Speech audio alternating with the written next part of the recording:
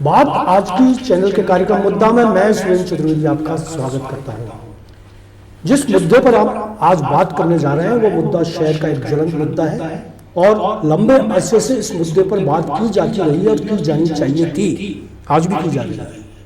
हाल ही में ये मुद्दा इसलिए ज्वलंत हुआ कि एलिवेटेड रोड जो बनाई गई थी वो जिस मापदंड से बनाई जानी चाहिए थी वो नहीं बनाई गई, और जिस तरीके से बनाई गई वह भी पूरे समय में नहीं बनाई गई, और जिस तरह बनाई गई उसके लिए जो बनाने वाली कंपनी थी उसने जमकर बंदर बांट की, खाया खिलाया और बंदर बांट के अंदर सारे नियम कायदों को ताक पर रख दिया।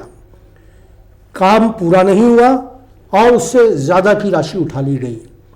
फिर उसकी राशि, जब ठेकेदार की राशि यानी कंपनी की राशि को रोका गया तो वो अदालत में बकाया राशि लेने के लिए चले गए।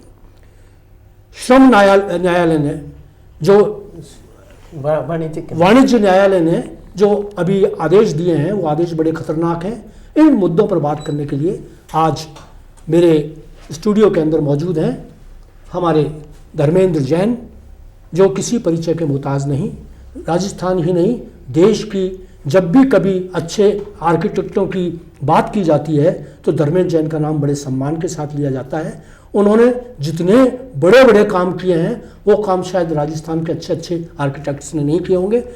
मैंने उनको एक्सपर्ट के रूप में इसलिए बुलाया है कि वो यहाँ आएँ तो ये बताएं कि ये जो पुल बनाए गए, जो रोड्स बनाई गई और जो एलिवेटेड रोड्स बने, उनमें खामियां क्या थी और क्या कमियां रह गई, जिनकी तो तरफ बात करेंगे। ये न्यायालय ने जो आदेश अभी दिया है उस आदेश पर बात करने के लिए हमने किया है अशोक मलिक साहब को।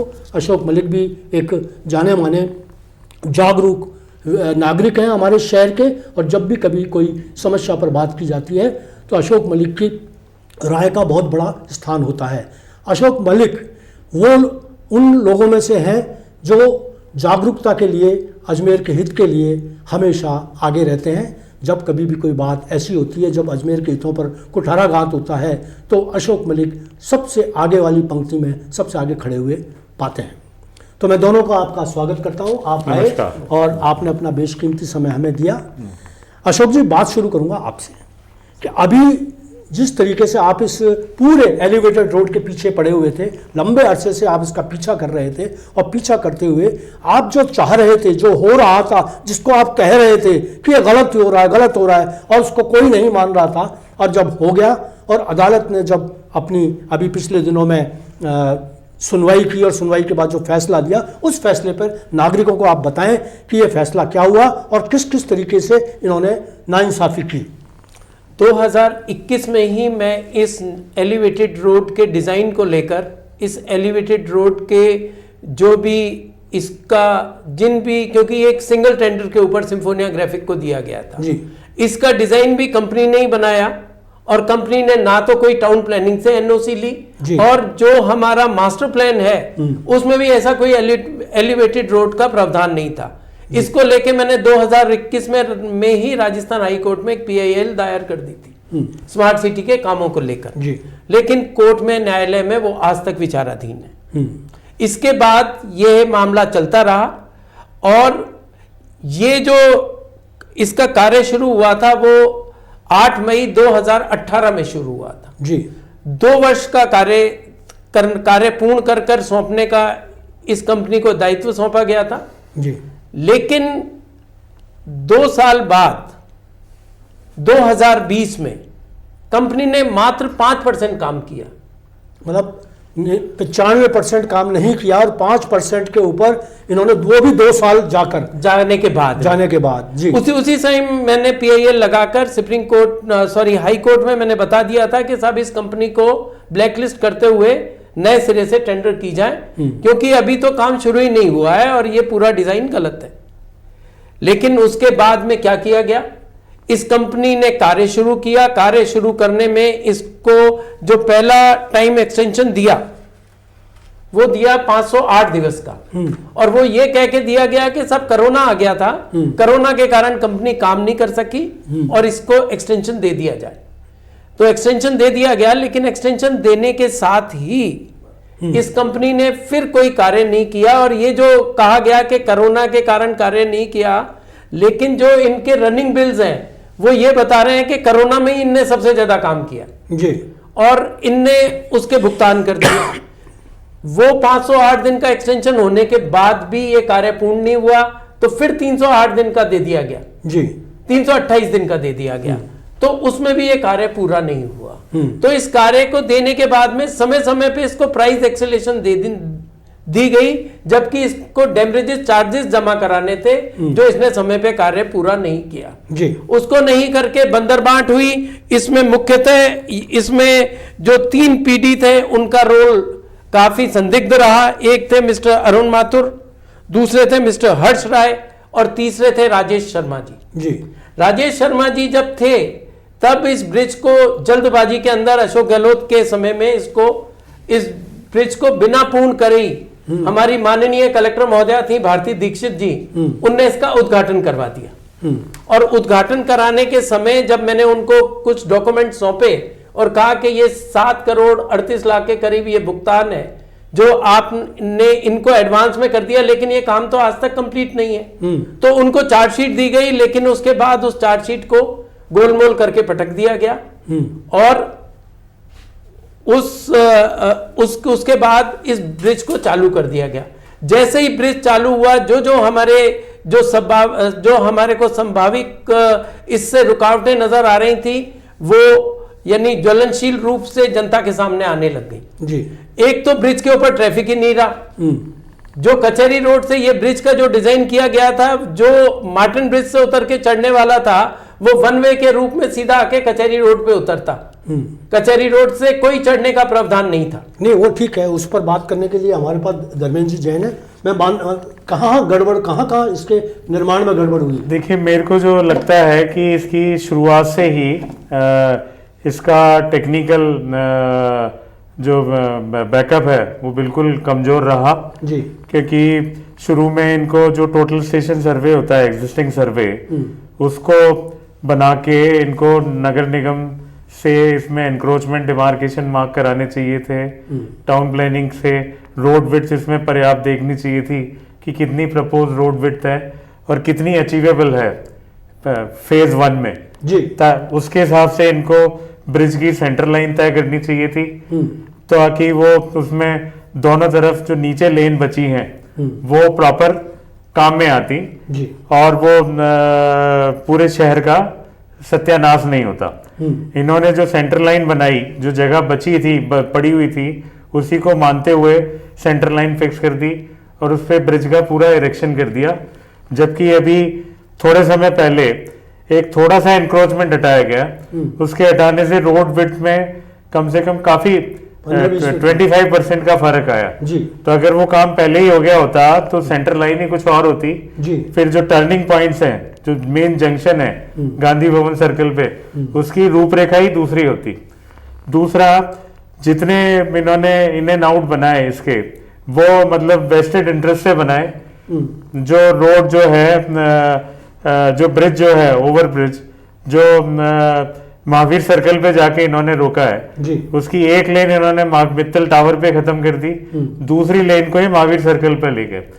जबकि जो जयपुर रोड से कोई भी व्यक्ति आ रहा है उसको ब्रिज से शहर पास करना है तो उसको ढूंढना पड़ेगा कि मैं ब्रिज पे कैसे चढ़ूंगा, वापस कैसे चढ़ूंगा। हाँ, और जो इंडिया की वर्ल्ड वाइड फिर सोनी जी की नशिया जी है जी, वहां पे गलियारा जो है वो 9 या 10 फुट का ही रह गया। हाँ, बिल्कुल अब उसमें एक ट्रैक्टर नहीं चल सकता, कोई गाड़ी इमरजेंसी में एम्बुलेंस क्रॉस नहीं हो सकती जी। अगर कोई फंस जाए तो वो बड़ा डिफिकल्ट काम इन्होंने कर दिया। फिर उसके बाद में जितने इन एंड आउट है ब्रिज के, वहां पे कोई ब्यूटिफिकेशन नहीं है, कोई कनेक्टिविटी नहीं है, कोई इनको अता पता नहीं है कि भाई इसके डायरेक्शंस कैसे पब्लिक को गाइड करने हैं कि जिससे उसको रुक के ब्रेक लगा के पूछने की आवश्यकता नहीं पड़े जी। फिर तीसरा, इन्होंने जब ये ब्रिज बनाया तो इसमें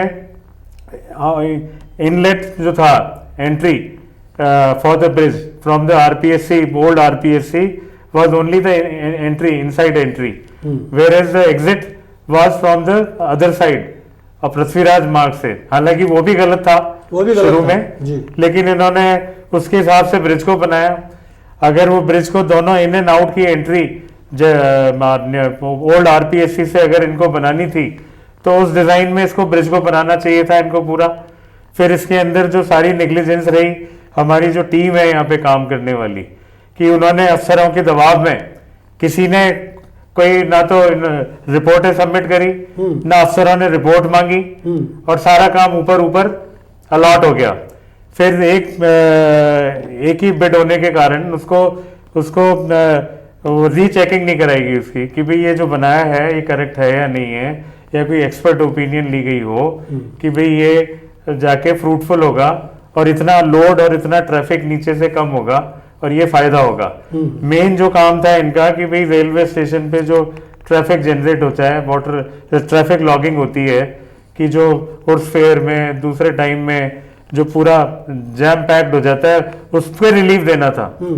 वो रिलीफ के लिए इनको फुट ओवर ब्रिज चाहिए था, ना कि ये एलिवेटेड ब्रिज चाहिए था। सही बात। इसके लिए कि एक फुट ओवर ब्रिज ले जाके डिग्गी चौक में उतारते ले जाके, तो वहां पे 80% ट्रैफिक गायब हो जाता, बिल्कुल हो जाता स्टेशन रोड से। और मैं समझता हूँ आपको अगर याद हो तो एक ये कमिश्नर हुआ करते थे जो क्रिकेट प्लेयर थे, अतुल, उन्होंने ये ब्रिज बनाने का किया था, उन्होंने बनाया भी था उसको करने का, नहीं वो चाहते भी थे कि वो चाहते थे, उनकी मंशा अच्छी थी, लेकिन वो जब वो भी काम हुआ ना, वो बेवकूफी वाला काम हुआ।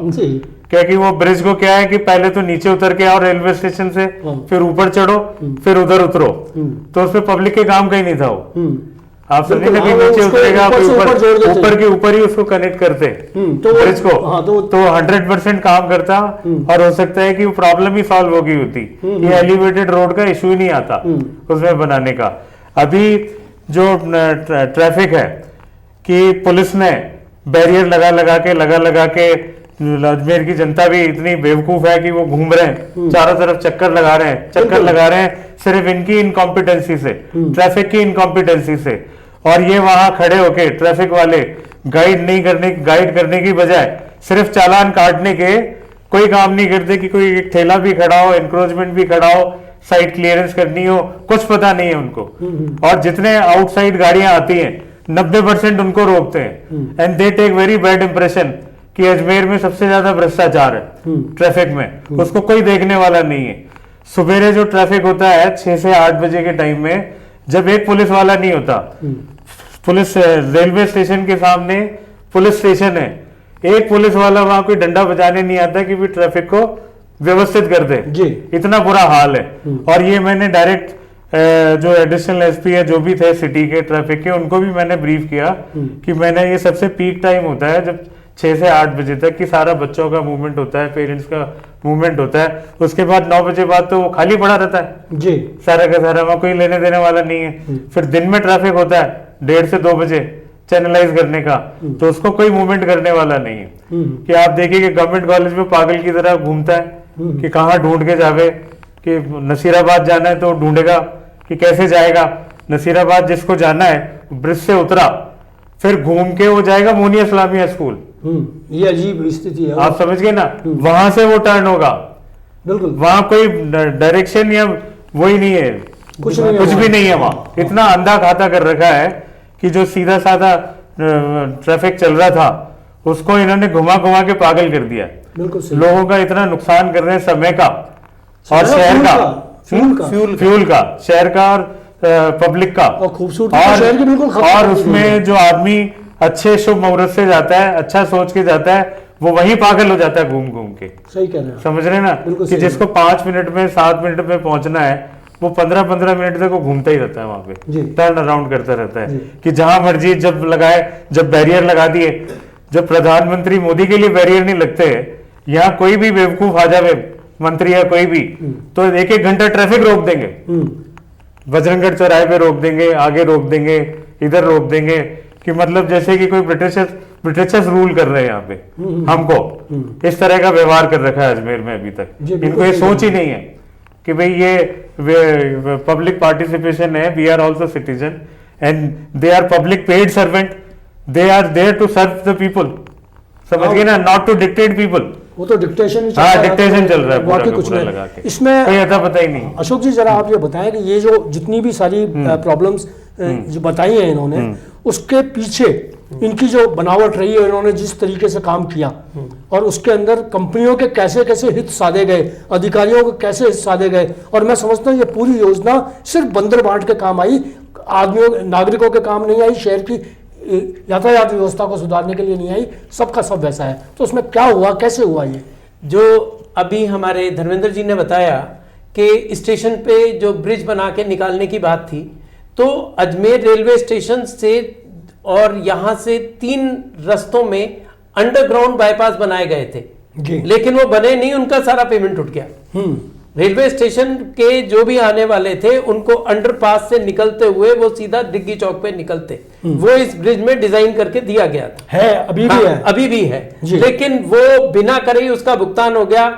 एक जो सेकंड गेट निकल रहा था जो गांधी भवन के पास में है, उससे भी सीधा निकल के पुरानी मंडी होते हुए और मदार गेट होते हुए उसको ब्रिज को अंडरपास से आना था।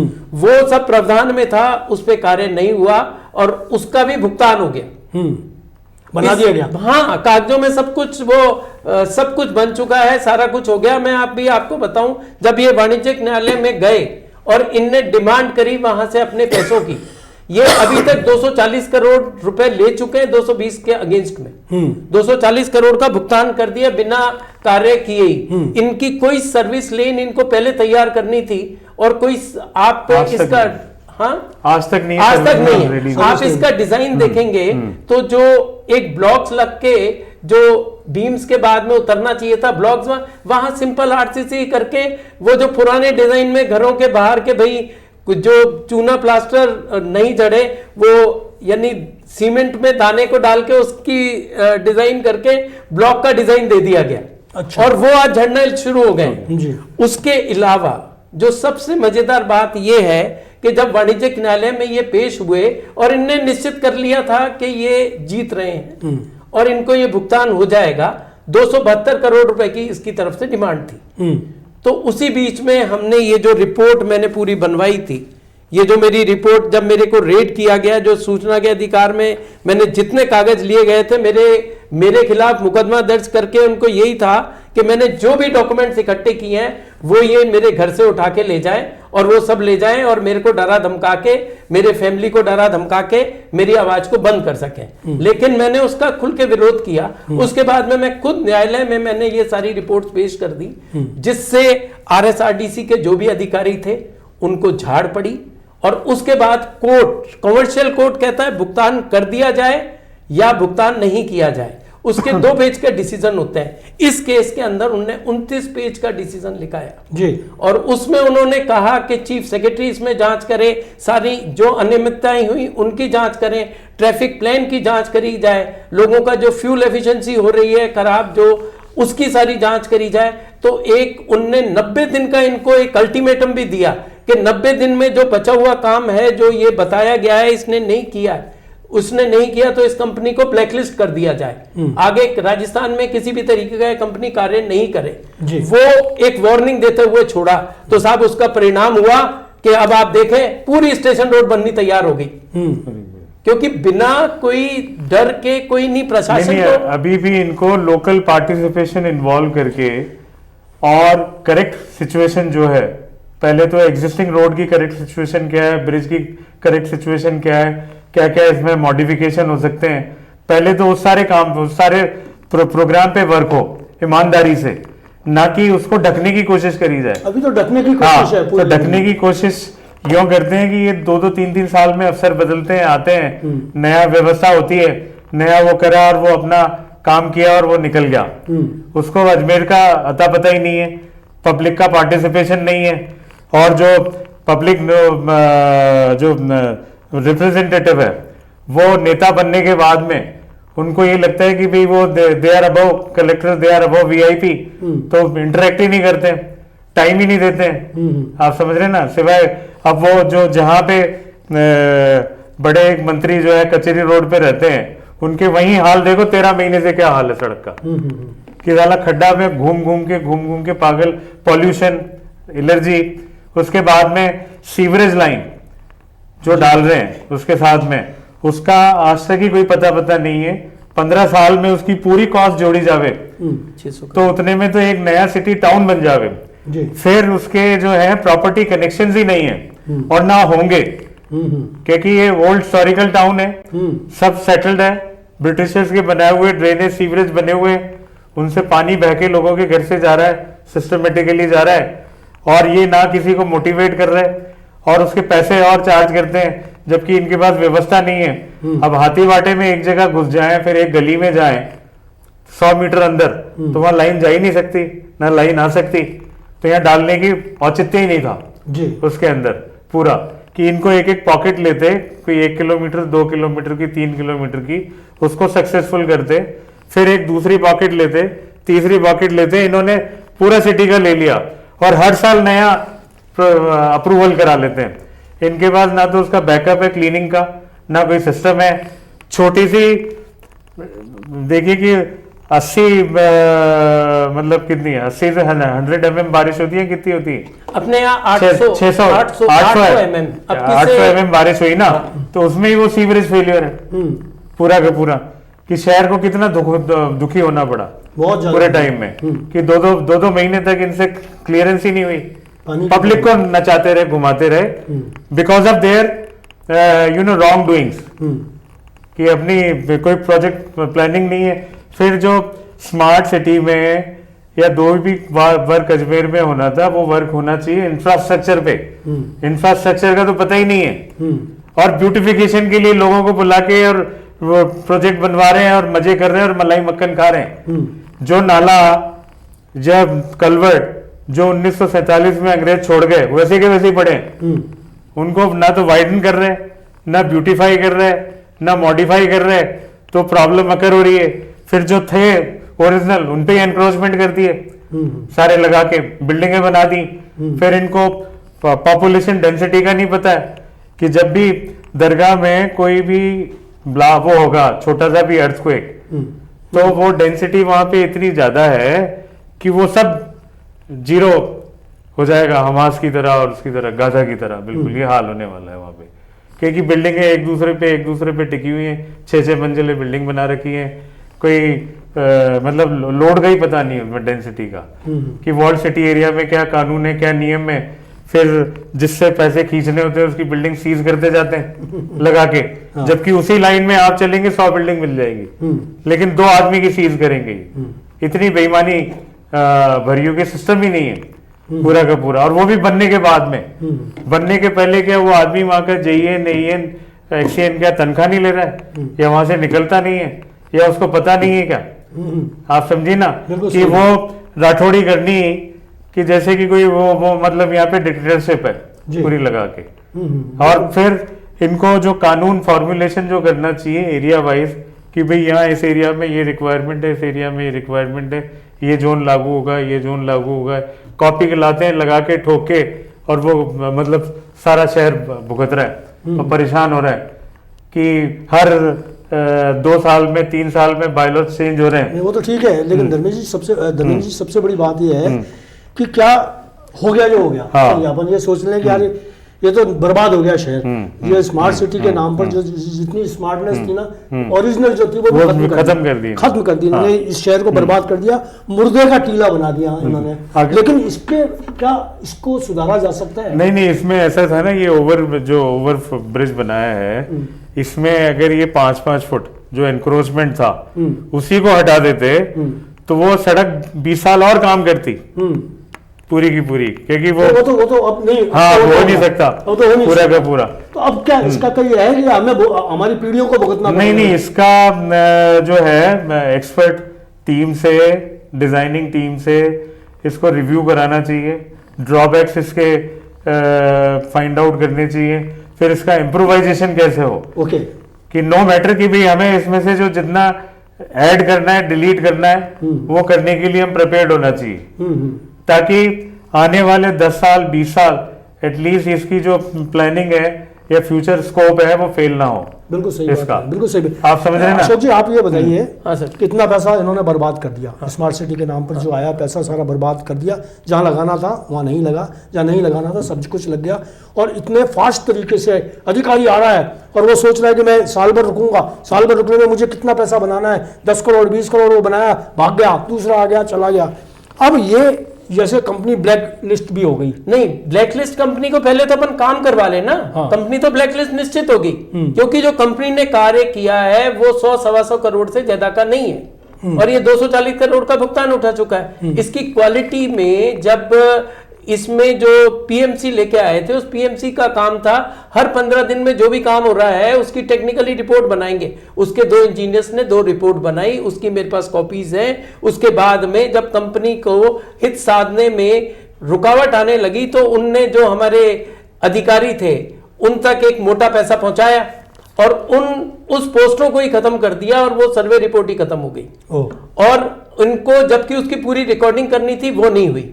जो ये गडर्स बने, ये गडर्स भी आपको मैं बता दूं निगम के सामने बिलो स्पेसिफिकेशन टेस्टिंग ही नहीं है, कोई रिपोर्ट नहीं है। हाँ, कि इसके वेदर इसकी लाइफ स्पैन कितना है, गेज कितना है, पूरा कितना है, क्योंकि अभी उसमें वाइब्रेशन बहुत ज्यादा वाइब्रेशन है जगह। और उसके अलावा जो इसकी पाइलिंग थी वो भी पूरी अनसेटिस्फैक्ट्री है। जो वाइंडिंग होनी चाहिए थी उसकी जगह वेल्डिंग किए गए, उसकी भी मेरे पास फोटोग्राफ्स हैं। ये सब अच्छा, जितने टन का लोड कैरी होके उस पर टेस्टिंग होनी चाहिए वो तो अभी तक हुई नहीं है। आप कोई 80 टन का चला दोगे, 100 टन का चला दोगे, तब पता लगेगा कि भाई ये सक्सेसफुल है या नहीं है। वो अभी चला के नहीं पता ही नहीं है ना किसी को। और सबसे मजेदार बात बताऊं, नगर निगम के सामने गडर के अंदर करीब 11 इंच का डिफरेंस रह गया, क्योंकि जो इनने पिलर्स खड़े करे और जो गडर्स बनवाए 11 इंची का, तो उसको साहब यहीं वेल्ड करके और उसको टेक दिया गया। वो कभी भी क्रैक होके वो नीचे गिर सकता है। उसके अलावा जब इनके छेद नहीं मिले तो गैस वेल्डिंग से छेद कर दिए गए। आज भी बहुत सी जगह नटिंग लगी हुई नहीं है ऊपर।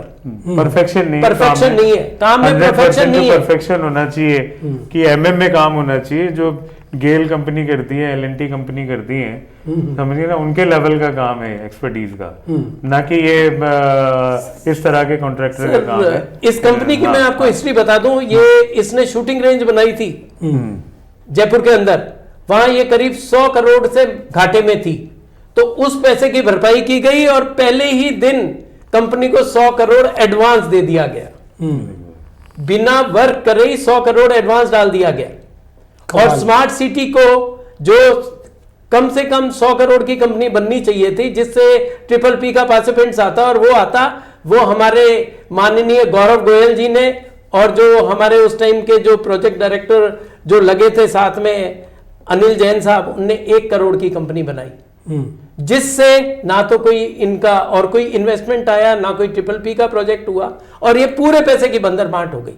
जो अभी तक जो 1100 करोड़ सरकार के आए हैं, मैं मानता हूं कि उसमें से कम नहीं तो करीब 700 करोड़ का घोटाला हुआ है पूरी स्मार्ट सिटी। आप ये देखिए कि जो इंफ्रास्ट्रक्चर डेवलप होना था वो तो कहीं हुआ ही नहीं।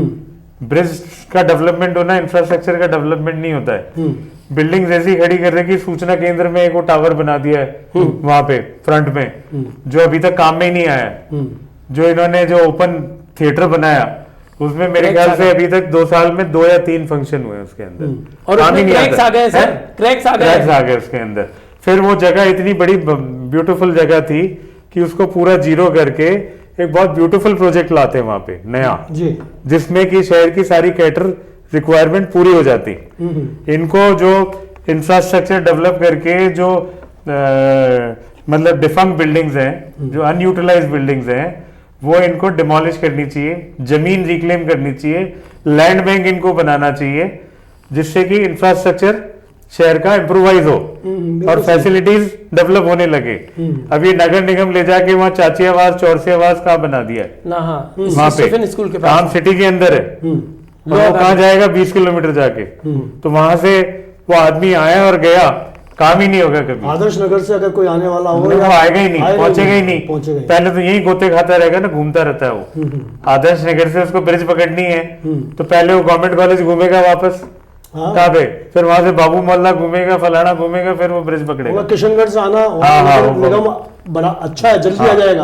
आदर्श नगर से नहीं पहुंच पाएगा। बिल्कुल, बहुत। तो ये इनका मतलब इतना गलत डिसीजन है कि वो एडीए की प्रॉपर्टी है, एडीए का डेवलपमेंट है, और वहां जाके आप नगर निगम का दफ्तर बना रहे हो, मैंने तो अभी सुना, मेरे को तो पता भी नहीं। और वो भी आप देखिए, वो भी जो है वो चारागाह भूमि है, वो चारागाह भूमि पे बना दिया गया है। यदि उसको आज भी यदि मैं चैलेंज करूंगा तो वो भी वर्किंग में नहीं आएगा।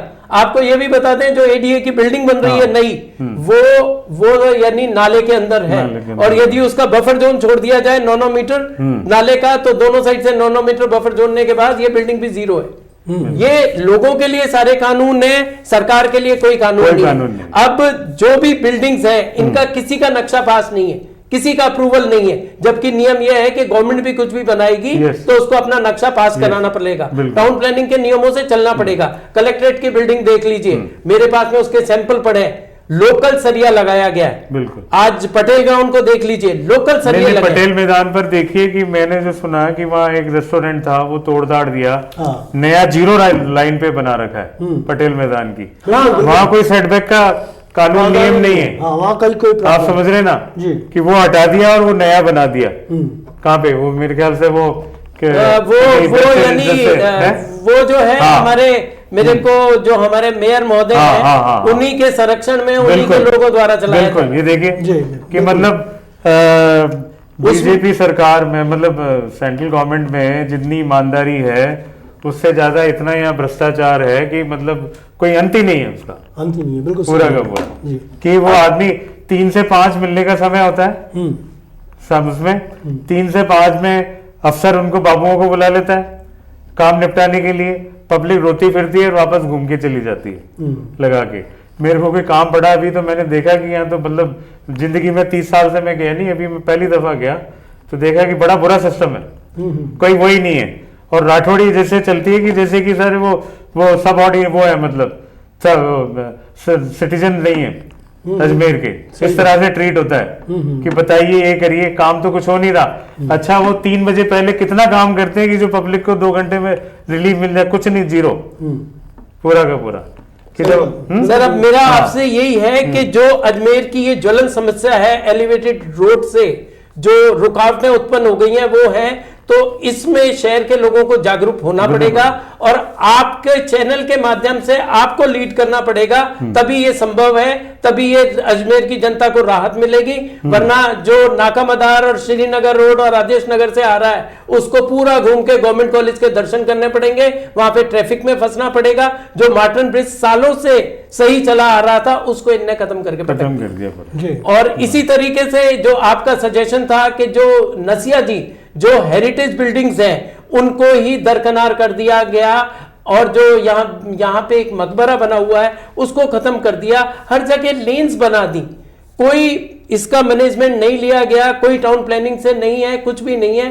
तो इस एलिवेटेड रोड के मामले में कॉमर्शियल कोर्ट में और जगह तो मैं लड़ ही रहा हूं, लेकिन इसको यदि आज की डेट में देखा जाए और इसमें यानी कोई मतगणना करा ली जाए, तो मेरे को मैं कह रहा हूं कि 80% वोटों से इस एलिवेटेड रोड को तोड़ने के पक्ष में मत आएंगे। बिल्कुल सही है। तो दोस्तों, ये थी हमारी आज की चर्चा। समय अभाव है और आपने ये देखा कि जिस तरीके से धर्मेंद्र जैन ने किस बारीकी से इस पूरे स्मार्ट सिटी के योजना को पोस्टमार्टम करके आपके सामने रखा, और जिस तरह से अशोक मलिक ने इसमें व्याप्त कमियां और जिस भी तरीके का भ्रष्टाचार हुआ उसकी पोल खोली। बात आज की चैनल हमेशा ज्वलंत मुद्दों पर बात करता रहा है, और जितनी मक्खी हम हमारे आसपास की उड़ा सकते हैं वो उड़ा रहे हैं, जितना हमसे हो सकेगा हम करेंगे। लेकिन दोस्तों, जब तक आप साथ नहीं दोगे, हमारी योजना, हमारा आयोजन, हमारा अभियान असफल होगा। धर्मेंद्र जैन जो कह रहे हैं और जो अशोक मलिक कह रहे हैं, उनके कहने पर तभी कोई जागृति आ सकती है जब आपके अंदर बैठा हुआ नागरिक अपने शहर के हितों को पहचानने लगे और शहर के हित में मुट्ठी तानकर मैदान पर उतर सके, सड़क पर उतर सके। यहाँ के राजनेताओं से भी मेरा आग्रह है कि वे भी इस दिशा में संवेदनशील हों और अपने नैतिक दायित्वों का निर्वाह करें। आज इतना ही, फिर अगली मुलाकात किसी और मुद्दे पर होगी, और मैं आपका एक बार फिर आभार व्यक्त करता हूं। आप इसी तरह से इस शहर को जगाने में हमारी मदद करते रहें। आप भी अशोक जी हमारे कार्यक्रमों में आते रहें। धन्यवाद। धन्यवाद दोस्तों।